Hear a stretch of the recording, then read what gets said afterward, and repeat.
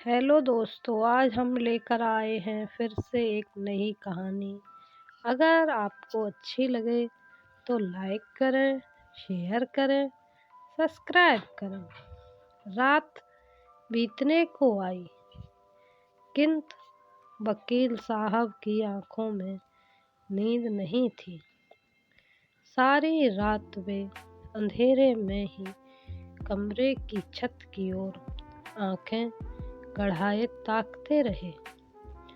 कहीं करवट बदलते, कभी उठकर बैठ जाते। लग रहा था बहुत ही उधेड़-बुन में थे। जिंदगी में अक्सर दोराहों का सामना हो जाता है, जिनमें किसी एक रास्ते का चुनना बहुत कठिन लगता है, किंतु निर्णय तो लेना ही पड़ता है। उन्हें जो सभ्य और संस्कारी होते हैं, जिनमें दूरदर्शिता नहीं होती, उनके सामने कभी दोराहे नहीं आते। जीवन जैसे चल रहा है बस ठीक है। वकील साहब का एक सुखी परिवार था। सुंदर पत्नी और शादी के लायक एक बेटा था, जिसे वे बहुत प्यार करते थे। गांव में अपनी खेती बाड़ी थी, प्रैक्टिस भी खूब चलती थी। धनाढ्यों में गिनती होती थी उनकी। महल जैसा घर और घर में नए मॉडल की 2 गाड़ियां थी। उन एक अनेक लिए और दूसरे उनके सुपुत्र के लिए। वकील साहब दिन भर किताबों में उलझे रहते। बेटे की देख रेख का सारा भार उनकी पत्नी पर था। नवाबों की तरह वह पल रहा था। बस जैसे ही पैसे की जरूरत होती, माँ इनकार नहीं करती, बेटे से सख्ती नहीं कर पाती थी। नतीजा यह रहा कि वह बगलैंड नवाब के रूप में जाना जाने लगा। किसी तरह से उसने ग्रेजुएशन तक पढ़ाई की थी। आकर्षक ढीलढाल घुंघराले बाल, गोरा चिट्टा था। बचपन के सभी अभाव नहीं जाना था, इसलिए पैसों को पानी की तरह बहाता था। गुस्सा तो नाक पर रहता था। वह जब भी किसी तरह की कोई नौकरी में नहीं जा सका तो वकील ने बिजनेस में लगा दिया। यहाँ वह सफल हुआ क्योंकि उस बिजनेस में दबंग की जरूरत थी। इतने धनी मानी घर में अपनी बेटी को देने के लिए कई पिता उत्सुक थे। खूब रिश्ते आने लगे। अंत में हर प्रकार से जिस योग्य समझा गया वह न्यारिका थी। लड़की की सारी खूबियों से सुशोभित, अर्थात लंबी गोरी, घर के कामकाज में निपुण, सुशील और आज्ञाकारिणी, सभी खुश थे। वकील साहब की पत्नी बड़े ही शौक से शादी की खरीदारियां कर रही थी। निश्चित समय पर विवाह संपन्न हुआ। घर में खूब रौनक आ गई। इस घर में आकर निहारिका भी अपने भाग्य सराह रही थी। सुंदर पत्नी पाकर वकील साहब का बेटा भी प्रसन्न था। हमेशा दोस्तों के साथ घूमने की बजाय घर में ही रहता, किंतु अपने बेटे के स्वभाव को लेकर वकील साहब सदा संशयित रहते। बहू की हर जरूरत और सुख सुविधा पर नजर रखते। बहू भी सास ससुर की सेवा में तल्लीन रहती। समय बीता, वकील साहब और उनकी पत्नी दादा दादी बने। पोते को गोद में से लेकर फूले न समाते थे। दिन बीतने लगे।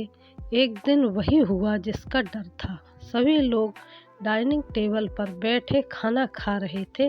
बेटे ने निहारिका को गरम गरम पराठा लाने को कहा। तभी मुन्ना रोने लगा। निहारिका उसे संभालने चली गई। नवाबजादे ने इसे अपनी तौहीन समझा और खाने की प्लेट जमीन में पटक दिया। माता पिता तो उससे गुस्सा थे, वाकिफ थे, किंतु निहारिका के लिए पति का यह रूप नया था। वह सहम गई और रोने लगी। वकील साहब ने भी खतरे की घंटी को समझा।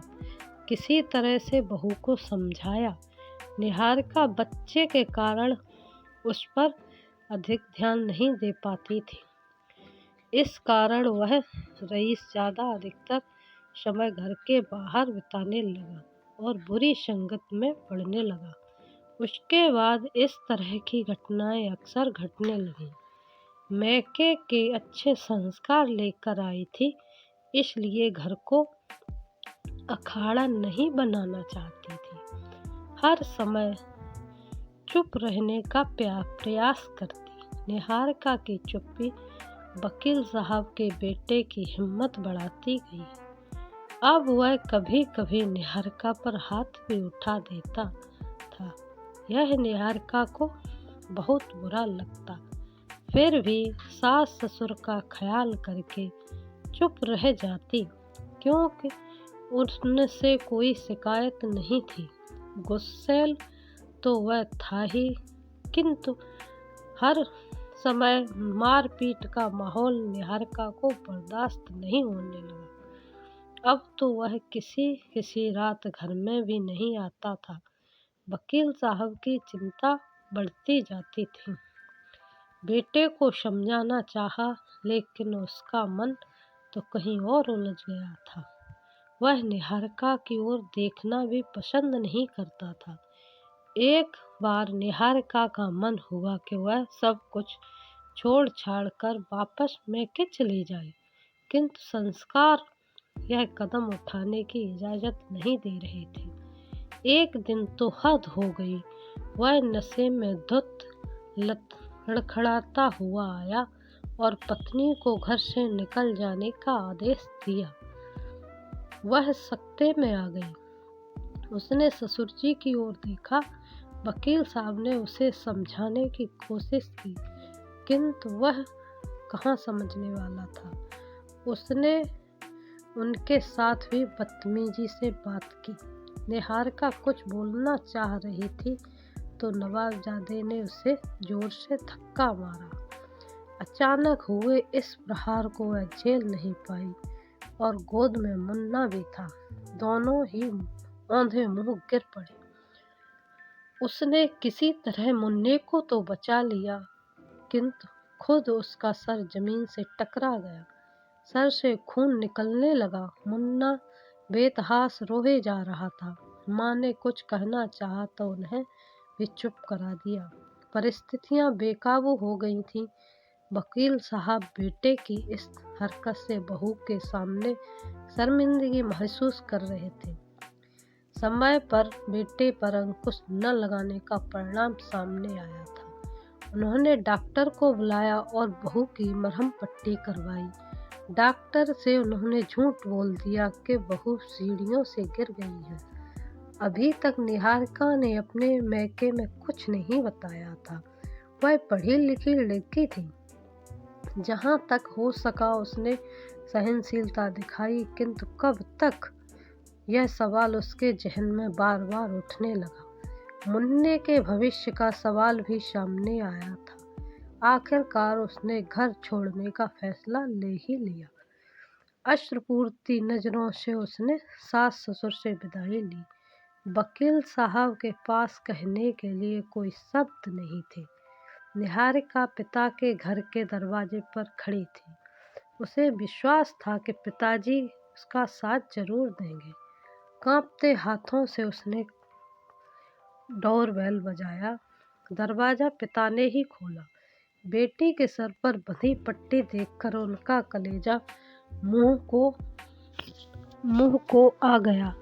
अनुभवी आदमी थे, पल भर में सारा माजरा समझ गए। बेटी को गले से लगाया और पिता का स्नेह स्पर्श पाते ही वह फूट पड़ी। उसने रोते रोते सब कुछ बताया। पिता ने निर्णय सुना दिया कि अब वह उस हैवान के पास वापस नहीं जाएगी। इधर सारी दुनिया के लिए लड़ने वाले वकील साहब को अचानक सामने दोराहा नजर आने लगा। एक तरफ बेटा था तथा दूसरी तरफ बहू और पोता।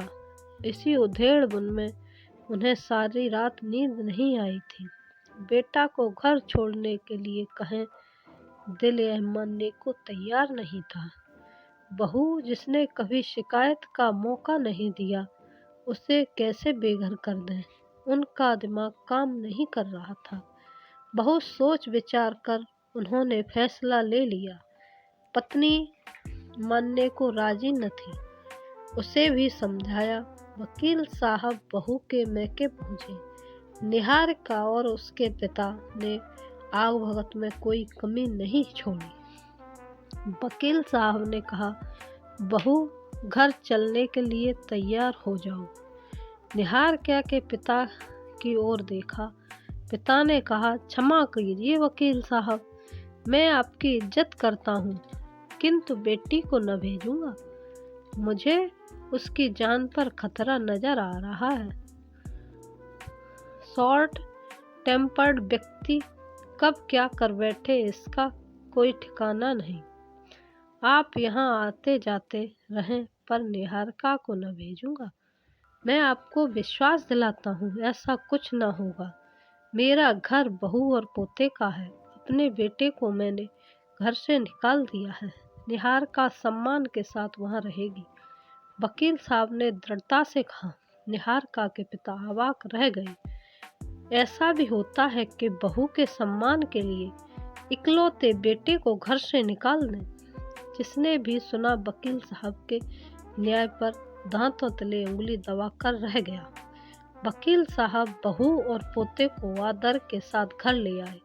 बहू अपने स्वभाव के अनुरूप घर को संभालती हुई मान मर्यादा में रहने लगी। पोते को उन्होंने बहुत अच्छी शिक्षा दी। अब वह एक ऊंचे पद पर कार्यरत था। एक बार वकील साहब बेटे ने घर को आने की कोशिश की, किंतु पिता से दो टूक जवाब सुनकर वापस लौट गया। धीरे धीरे वकील साहब का शरीर वृद्धावस्था की ओर बढ़ रहा था। निहारिका और मुन्ना जी जान से उनकी सेवा करते। कभी किसी काम के लिए उन्हें दोबारा नहीं बोलना पड़ता था। वकील साहब की पत्नी बेटे के लिए दुखी रहती थी, पर बहू और पोते से उन्हें कोई शिकायत कभी नहीं थी। समय बीता, मौत आनी थी और वकील साहब का निधन हो गया। निहारिका निःशब्द रोए जा रही थी। उसे यही लग रहा था कि यदि उन्होंने सहारा नहीं दिया होता तो पिता के घर में वह जी तो जाती, किंतु एक बेचारी की तरह जिंदगी हो जाती। माता पिता बेटी को घर में रखकर समाज की आलोचना का शिकार बनते सोना। अब दाह संस्कार की बारी आई। वकील साहब का बेटा भी पिता के अंतिम दर्शन के लिए मौजूद था। मुख्य अग्नि वही देना चाहता था। वकील साहब ने कह रखा था कि मरने के बाद उनकी वसीयत तुरंत पढ़ी जाए और उसके अनुसार ही काम किया जाए। वसीयत में यह लिखा था कि दाह संस्कार का काम पोते के हाथों ही संपन्न हो। पत्नी के निधन के उपरांत सारी जायदाद निहारिका के नाम लिख गई थी। जिसने भी सुना वकील साहब के न्याय पर दंग रह गया। अपने बेटे को छोड़ दूसरे की बेटी को सहारा देकर वकील साहब ने समाज के सामने एक उदाहरण प्रस्तुत किया था। श्रोता शेखर मधु, हमारी कहानी आप लोगों को अगर अच्छी लगी हो तो लाइक करें, शेयर करें, सब्सक्राइब करें। आप सभी का बहुत बहुत धन्यवाद।